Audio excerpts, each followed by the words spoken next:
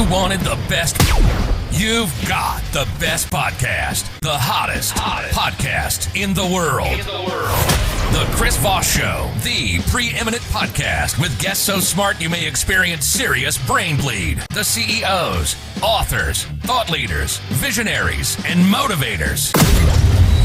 Get ready. Strap yourself in. Keep your hands, arms, and legs inside the vehicle at all times, because you're about to go on a monster education roller coaster with your brain. Now, here's your host, Chris Voss. Hi, folks. It's Voss here from thechrisvossshow.com. There you go, ladies and gentlemen. There are ladies sings that makes it official. Welcome to the big show. For 16 years now, over 2,000 episodes, we bring you the Chris Voss Show and some of the most interesting, amazing, brilliant insight authors and folks from all walks of life. The CEOs, the billionaires, the White House presidential advisors, the Pulitzer Prize winners, all the great people that will bring you their amazing stories of life and share it with you and enlighten your mind, educate you, and make you less dumb. Wait, what? Less dumb? It's just the guy in the back. Anyway, guys, refer the show to your family, friends, and relatives. Go to goodreads.com/Chris Voss, LinkedIn.com/Chris Voss. Chris Voss, one of the TikTok and all those crazy places on the internet. We have another amazing author on the show with us today. We're excited to have her. And her new book that's out August 20th, 2024, you can pre-order it right now. It's called Merkel's Law, Wisdom from the Woman Who Led the Free World. Melissa Eddy joins us on the show today. We'll be talking about her book. She is a journalist based in Berlin that covers German business, economics, and politics for the New York Times. She has covered Chancellor Angela Merkel since she entered office in 2005. She's a Minnesota native, fluent in German and French, and she came to Germany on a Fulbright scholarship in 1996. After joining the International Herald Tribune, she is now the international edition of the New York Times. She is the international edition of the New York Times. That's what it actually says in the bio. So there you go. In 2015, she was a correspondent for the Associated Press in Frankfurt, Vienna, and the Balkans. And this is her first book. Welcome to the show, Melissa. Thank you. Great to be here. You are the embodiment of the international edition of the New York Times. That is quite the title. I'm trying. There you go. You're just like a pillar of that aged institution. So Melissa, give us your .coms. Where can people find you on the interwebs? I'm on Twitter at Meddy at NYT. I'm also on LinkedIn, and you can of course find me through my New York Times webpage, which is at the Times. Just go put my name in the search, and I come right up. There you go. So give us a 30,000 overview. What's inside your new book? I spent 16 years covering Angela Merkel. She was a huge part of my life, and the book looks at the influences that she had on me and lessons that I learned from her as a leader, watching her lead, and that I'm hoping to impart on readers to share a little bit of the wealth, if you will. There you go. She was an incredible leader, the longest serving European leader ever. Is that correct? Not quite. She lost out to that for a couple of days to, German leader, to Helmut Kohl, who was in a little bit longer than her. At the end, it was like a tick-tock. Who was going to be longer? It's going to be longer. It does say one of the longest. She was one of. Yeah, yes, there you go. for sure. I see that. But yeah, she was a very interesting leader for a long time. Sometimes with George Bush W, she seemed like the adult in the room. I think she was always the adult in the room. I shouldn't say that was the only time, but you would see her against certain world leaders. You know, Putin, of course, she certainly didn't have any she didn't seem to like him very much. Is that a good assessment? She always said she understood him. She knew his type because, she grew up under communism in a dictatorship. And she grew up with Russian, Soviet, soldiers stationed in her hometown. And she knew all about spies. And Putin was trained as a spy. So she kind of had his number from the get-go. And she wasn't going to let him pull any punches. There you go. Maybe we should have gotten George W. Bush back on the thing. Remember when George Bush was like, I'm Putin's best friend now? Yeah, that didn't go so well. She played the card better. So give us a little bit of history about yourself, how you grew up, and what got you into journalism, what got you into writing, and all that good stuff. So I grew up actually real Midwestern, normal, small town girl. My dad was the family pharmacist of our town, went to a public high school. And I always had a sense that the world was a bigger place than where I was at any given moment in Minnesota, and I wanted to go out and see it. I loved languages, had an early knack for learning languages. In high school, I learned French. I wanted to learn German. They told me no. I was already taking one foreign language. I couldn't take another. And that was a real driver then to keep going.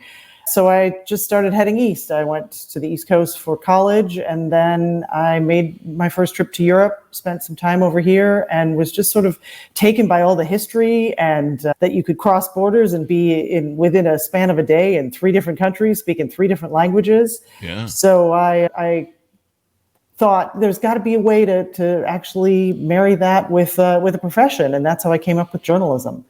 And of course, this was back in the 90s when journalism we had a little different scene. It was more vibrant in some ways. There were different ways to break in than what there is now. Mm-hmm. And I joined the Associated Press, and they gave me a real boost. And I've always had good work here and stayed on here. And next thing I know, I spent 16 years covering Angela Merkel. There you go. And so quite the thing. You were positioned just perfectly for that then. Yeah, it wound up actually being quite ironic. I moved up to Berlin from Frankfurt in 2005, a couple of months before Merkel became the chancellor, was elected chancellor. It was unexpected. And I remember, the first night, one of the nights that she was completely stunned herself when she was elected, because it came down to the wire. You've got a multi-parliamentary system or a multi-party system here. So it comes down to coalition building, horse trading. And when she was finally the chancellor, I think she was as surprised as anybody. But of course, she was very calm about it. Yeah. And when she was asked, Madam Chancellor, how are you feeling? She basically said, I've got a lot of work to do. And that kind of set the tone for the next 16 years. There was not going to be a lot of gushing or show, definitely not an outward display of emotion, but like a lot of just getting down to work. And I guess as a Midwesterner, I was sort of raised with those values, and there's maybe a little bit of resonance for me in Merkel's approach to a real practical, get the job done kind of approach to life that always really resonated with me. There you go. And so she had a kind of an interesting life that's different than most politicians, didn't she? Didn't she have an engineering degree and a few different things in science and stuff? Yes. So she got her PhD in physics. She became a chemical physicist, I think you would say. Yeah, you got to be smart for that. Yeah, no, Merkel is smart. Merkel is whip smart. Yeah. She is often, people who've been around her a lot will say she can just, you get Germans love thick folders. They'll be like this, like half a foot thick. She can inhale it all and just take it all in. And famously, when she met Donald Trump, who she knew was not as much of a fan of reading as she was, she made great pains to boil things down, read through everything and then boiled things down so that she was able to present it. So a lot of her approach to government came from this very analytical, scientific approach that she spent, the first decade of her career, where it was weighing options and looking at different things, and it was not as argumentative maybe as a lot of the lawyers that you get in Germany who come into politics. It was much more informed. And she would drive people crazy sometimes because it would take her a while to make a decision. She wanted all the information first. She wanted to look at it. She wanted to weigh her options. But then once she made it, she was clear. And she would make up her mind and she would stick with it. There you go. Now, in the book, do you cover her, birth to elected office era, or do you just cover the years of her office holding? So I start with her birth, just because that was also unique. Mm-hmm. She was born in a dictatorship. She only gained freedom when she was in her 30s, and she actually never thought that would happen. She thought she would get to the United States of America when she retired, because that's when people in the GDR and the German Democratic Republic, former East Germany, could cross over to the United States. And I think that's really key to understanding part of her approach to leadership. Yeah. She really is a firm believer in democracy, but she also lived through the collapse of one political system. So she had no illusions that things can last forever. She understood very deeply and almost viscerally that if you want democracy to succeed, you're going to have to fight for it, and that it's not a given. And I think growing up in the States, sometimes it's all we've known. And so we just kind of take it for granted to a certain extent. And Merkel never did. So I felt it was real important to give readers, this understanding of who she is, not just the decisions she made in office, but I think her background also very much informed how she approached leadership. Her father was a Lutheran pastor, and so she was raised in the church. And one thing you have to understand is the church in the former East Germany was also very political. It was almost radical because the government didn't want them around. So she had this sort of very Lutheran, also, very sort of down to earth approach to leadership that informed her. But she also learned very, very early on, to keep your cards close. Don't necessarily let everyone know what you're thinking until you're ready for it to come out, and to be very wary. Merkel is not someone who you get close to easily. She's very protective of her personal privacy, and of her circle is loyalty is key. There you go. Very, very sort of masculine traits there. I mean, the, logic and using reason and making good decisions. But yeah, the coming from that background of the fall of Germany, at least the USSR side, I still use the USSR. That's how old I am. It's all right. We know what that is.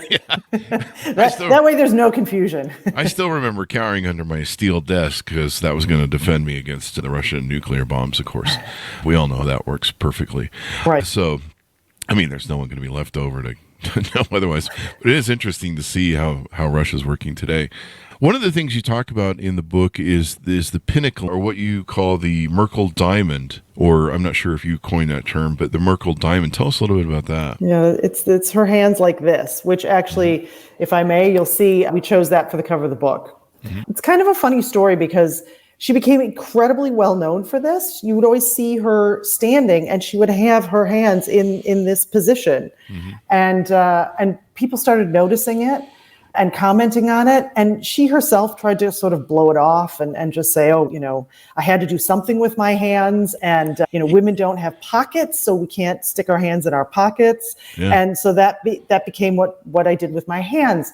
But then it kind of became a trademark for her. Oh. And when she ran for office the second time, suddenly this hand gesture became like the symbol. And you would have posters of the letter I, a heart, and then this Merkel diamond sign. And it's one of the cases for me that I think is very clever that, it happened with Merkel a couple of times where she would take something that was kind of intended as a negative or criticism and kind of turn it on its head and own it and give it her own stamp and make it her own. Yeah. The other one was that she was known as Mutti, which is German for mommy. Oh, okay. Yeah, when she first took office. And this was, of course, derogatory. Oh, mommy will take care of everything. In the beginning. So in her first term in office, it was sort of anyone who was trying to downplay, oh, mommy, it was sort of dismissive. But over the course of the 16 years, again, she took ownership of this and she turned it around and really kind of made it into a positive, all the positives that are associated with a mother, and also the idea of, a mother being in control of a family. Yeah. And by the end of her term, it was used affectionately, that she was, Mutti it was sort of a great term of affection, even in the press. So I thought it with the hands really leaning into those was quite symbolic of one of her abilities that I think distinguished her, that she was able to just kind of silently take ownership of some of these traits that would come up, early on sort of as memes and really own them. Was it the Mutti, was it a sexist sort of thing at first where people were like, oh, we've got a woman in office and she's going to just be the mother.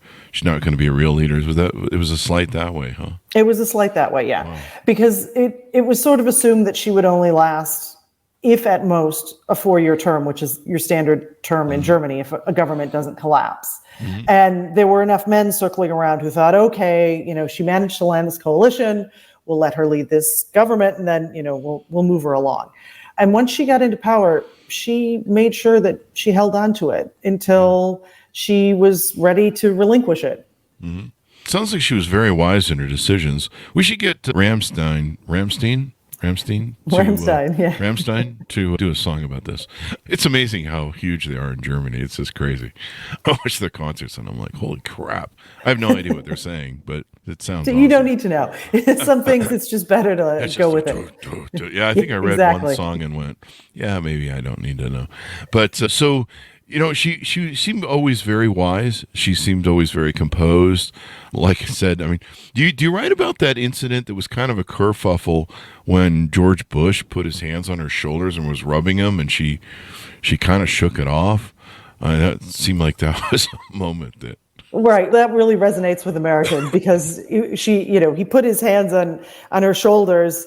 It was at the Group of 8 summit that was being hosted in Germany. And she hosted a special barbecue for him in her home constituency. It was quite a big deal. And he came up behind her and she jumped, but she just managed to laugh it off and sort of, Bush was later asked about it, and he would say, "Oh, it was a friendly gesture. It was taken as a friendly gesture." There was some talk, because with a woman leader, even initially the Germans were all very, uncertain. How do we deal with this? How do we write about it? When she first came into office, it was all about her clothes. It was about her hair, and it was. Then like third tier came her policies, and she just kind of would keep going. And she has this motto that it sounds better in German. It kind of sounds a bit clunky in English, but it's basically that power lies in calm or in peace. Yeah. So it's sort of like a still waters run deep kind of approach, but in relationship to power. Yeah. And I think this is sort of a key to understanding Merkel is that she I'll give you an example. So she was sitting next to another woman in a big convention, and this other woman was from the church and had said something and was, this political party, everyone else at the convention was really upset. And so Merkel just sort of turned, as everyone was like sort of verbally attacking this woman and demanding answers and all, Merkel turned to her and just sort of said, just let them blow off their steam. You can just wait for everyone to calm down, and then you can answer. And this was very much her approach. Of course, some people felt she waited too long often before answering, but more often than not, it gave her the time to reflect and to make sure that what she was saying, she knew what she wanted to say, and she got a point across. Yeah, it's better to think about things and be wise and make a wise decision than to, as what was it, Shakespeare used to say, it's better to keep your mouth closed and be thoughtful than to open it and prove it. Yeah, exactly. It's what I do on a daily basis. But yeah, it's very Marcus Aurelius Stoic sort of Machiavellian what she's doing, and being a very wise leader, being a very thoughtful leader, and being pragmatic in her delivery and what she wants to do.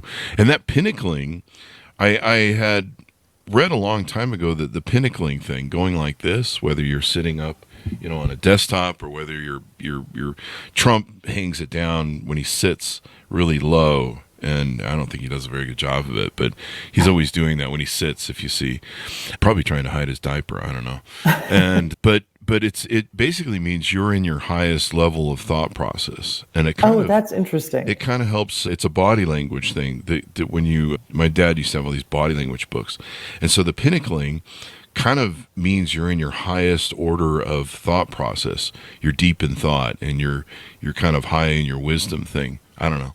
But, well, that would fit. Yeah, that would definitely fit. I mean, she did it all the time, sometimes just posing for a picture. But certainly, when she was speaking, giving a press conference, talking, meeting the press, talking to us, it was there. And also, you would see it on the world stage, with European summits, other leaders, and it's a good power that tracks. Move. It's a good power move because it basically, that's what it signals. I am in my highest thought process. And just one more thing on it. The irony is then this most recent election, when she was no longer running, and her finance minister, Olaf Scholz, who is now Germany's chancellor, he started doing that as well.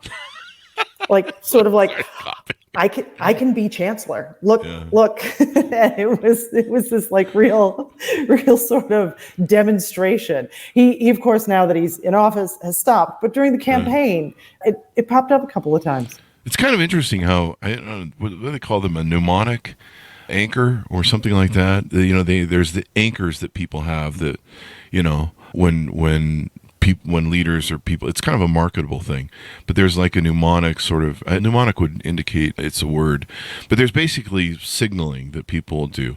Like I remember, Bill Clinton always had that knuckle. Oh, Remember yeah. that? It was like that, always defiant. He would always, when he's making a point, he'd always have that knuckle fist. And so it was kind of interesting because you get used to it and you identify with it. And I think as electorate, did she want to run one more term? I can't remember if she really wanted to or not. No, she didn't. She actually, her aides, people close to her were saying that after her third term, she was ready to step down. Yeah. But the third term was so close after the arrival of so many refugees into Germany. Her party was under pretty intense fire. And she said she felt obligated to finish the job with that. Yeah. And of course, there's also, the narrative that she met with Obama, and it was pretty clear that the United States was in for a wild ride. And so she decided to run that fourth term, but that was the last one. And she had no desire to run again, especially after the COVID crisis. It really took its toll on her, which of course, initially she was on top of her game. She was a scientist. She was able to talk with, everyone who was making the decisions, all of the scientists, the medical professionals. She was talking to the WHO. And Germany handled the first lockdown really well. Things were great. But then as it got turned into the second, and there was more political jockeying amongst the governors who had to agree with the chancellor on what were we going to do, it became stickier. And you could see visibly, she became more tired. And she also really just believed it was time for a change. She had been in office long enough, and she was tired on the one hand, but she'd said this thing famously a long time ago, which was she didn't want to leave office as a half-dead wreck. Were her words. And I think she understood that if she outstayed her welcome, she was not too far away from that. So she willingly just stepped aside and said, it's somebody else's turn. Yeah, there you go. I remember the faces that she would make around Donald Trump, and I think there was a thing with Ivanka, when Ivanka sat down to the table, world leaders, and was trying to fill in for her dad, and everyone was like, what the fuck? So there were lots of interesting moments. There were lots of interesting, and Merkel was an eye talker. She had an eye roll going on, and often she would let her face do the talking. If you go back and you look at her first meeting with Donald Trump, did she say anything about what she was thinking about Donald Trump? She did not. But there's this famous shot where he said, I'm trying to think, he said something about how, they're great friends or something. And she shot him this sideways look that I'm not going to try to imitate because I can't quite do it. But you can find it if you Google it on the internet. And it spoke volumes. It was just absolutely clear. She didn't need to say anything. Yeah. In fact, there's a couple of videos you can watch online of the best Angela Merkel moments to look back to. I might go back. She was such a great leader. It's so great you profiled her. Someone should have done this, and so now you've done it. But yeah, she was such a great leader. I think she was probably one of the best leaders in Europe at all during her term. So many people came and gone. The British can only keep I guess every week we just change whatever. I joke, the British. We have a new prime minister, it's kind of like a rotating. They're just going to put one of those rotating doors in the front of send them through. What is it, number 10 Downing Street? But she was such a great leader, and she really seemed to be, the one person who could stand up to bullies like Putin and everything else. What do you hope readers come away with after reading your book?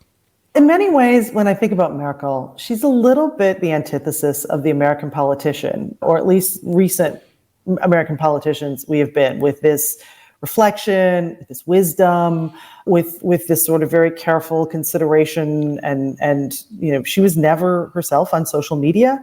She let her team send out messages on social media, but she was not going to be firing things off.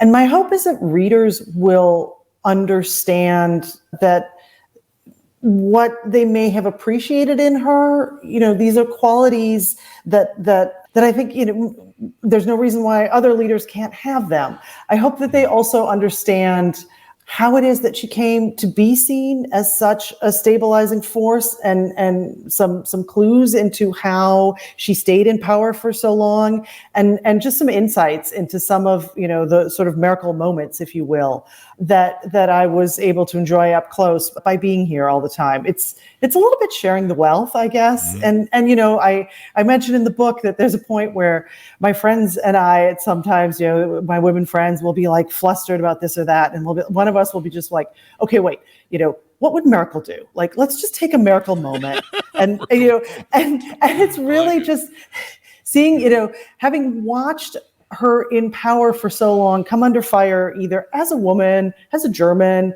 even just, in general as a leader, and watch her be able to maintain that calm and create stability through that. I think there's a value to that in general, certainly in a time where we're hyper polarized and everything moves so quickly, that maybe people will also reconsider, does everything need to be so fast? Yeah.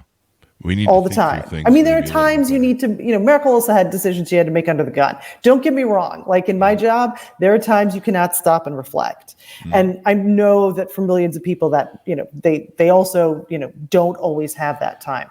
But sometimes I think it's possible. There you go. She was such a great leader. I study leadership, of course, write about it. She was such a great leader for so long. I was bummed to see her step down because, there's kind of been a rise of populism there in Europe. And you're like, oh, God, we don't need to go back to this. Thank God they got rid of the European version of Trump with the hair dude. I forget his name on purpose. But, it seems like things maybe have stabilized a little bit more. Although I think... No, I guess Le Pen party, they didn't quite season France as bad as it was, but yeah, Not yet. it was kind of sad to see her step down because she was such a pinnacle of keeping Europe kind of their shit together, at least in my opinion. I don't know, that's my perception of it.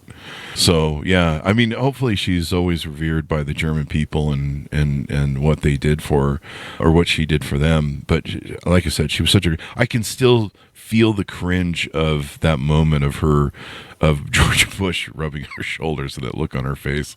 I can still feel the cringe.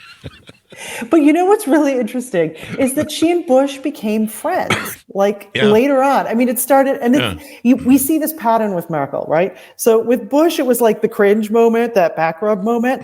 And then she asked her advisors, she knew that Bush was Christian. And so having grown up herself in the church, she just asked her advisors, to give her a little bit more information about that.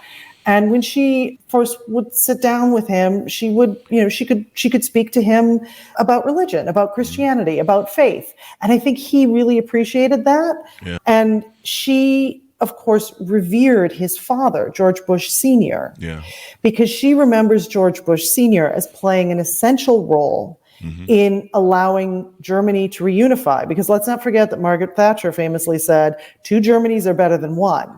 And not everyone was real keen on the idea after the fall of the Berlin Wall that Germany reunifies, especially not in Europe. There you go. And it was Bush Sr. who really helped push that through. So she gave him a lot of credit for that. There you go. Do you talk about that in the book, comparing her to Margaret Thatcher at all? Yes, a little bit, just because, when you look at who are the women who've been leaders in in the world, in the Western world, if you will, Margaret Thatcher is certainly one of the best known. But they had very different styles of leadership. I mean, often during the long Euro crisis, when the more indebted members of the Eurozone, Greece, Spain, Italy, were really struggling, and Merkel was insisting that everybody get their books in order, and this was not a very popular position, including in Washington. A lot of people thought Merkel was a little too harsh. She became known then as the Iron Lady. But compared to Thatcher, she was much more approachable than what Thatcher was. And she also was much more practical. She never, Thatcher was known famously for handbagging people, using her handbag almost as a weapon, and only used her handbags to carry her large folders of information that she needed. And she was also, Merkel was, as a leader, very interested in compromise, and she worked very hard to achieve compromise. She would in a situation among European leaders where there was like one clear difference or one holdout, she would stop things, take that person aside, have a one-on-one, really listen and try to understand where they're coming from, what the hangups were, and use that position then to try and reach a compromise with everyone. And I think that's why also she was seen very much as the adult in the room and holding Europe together for so long. Yeah. Most definitely. So give us your final thoughts as we go out and tell people where to pick up the book and .coms and where people can get to know you better. So the book can be picked up at any of your Amazon's got it, SimonandSchuster.com. It reads anywhere that you are able to order books. The book is available. Mm-hmm. And you can find me at MediNYT on X, or you can find me on LinkedIn, Melissa Eddy, just at my name, or I'm also reachable through my New York Times connection if you're a subscriber to the New York Times. There you go. The New York Times, such a pillar of editorial. I try and stay out of the editorials a little bit, but pillar of journalism. That's the word I'm looking for. Journalism, yes. I don't know what's going on today. Tuesday must be a Monday for the old brain. But thank you very much, Melissa, for coming on the show. We certainly appreciate it. And I do have a subscription to the New York Times, and I recommend it as well. Get all the top ones. Available on August 20th, 2024, Merkel's Law, Wisdom from the Woman Who Led the Free World, and I hope we keep it that way after 2025. Pick it up, folks, wherever fine books are sold. As always, refer the show to your family, friends, and relatives. Go to goodreads.com/Chris Voss, linkedin.com/Chris Voss, all those crazy places on the internet. Be good to each other, stay safe, and we'll see you guys next time.